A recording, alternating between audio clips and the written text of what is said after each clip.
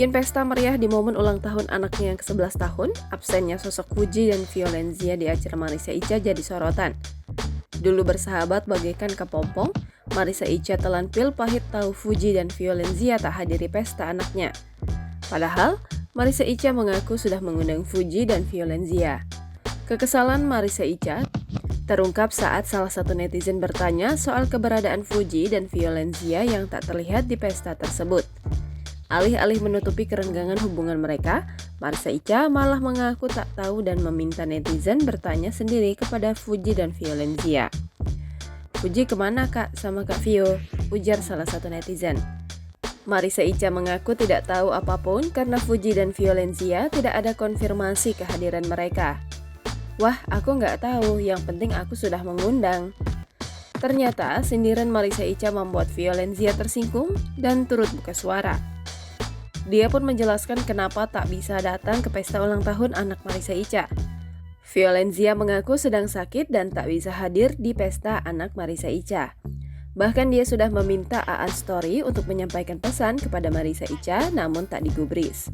Sebagai sahabat, Marissa Ica harusnya tahu bagaimana penderitaan Violenzia saat mahnya kambuh.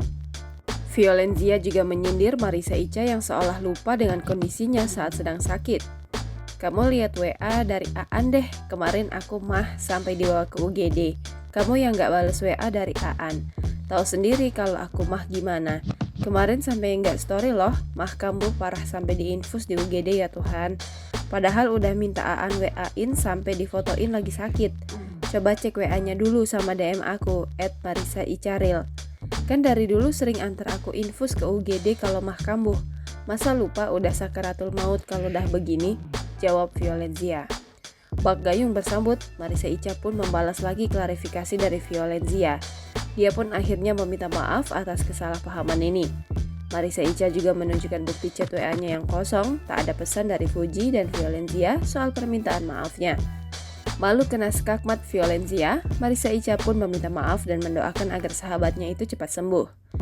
"Oh ya, maaf, aku nggak tahu kalau kamu sakit. Cuma cek kamu dan Fuji nggak ada chat aku. Padahal aku nungguin. Ya udah, semoga kamu lekas sembuh ya," tulisnya. Download Tribun X sekarang. Menghadirkan lokal menjadi Indonesia.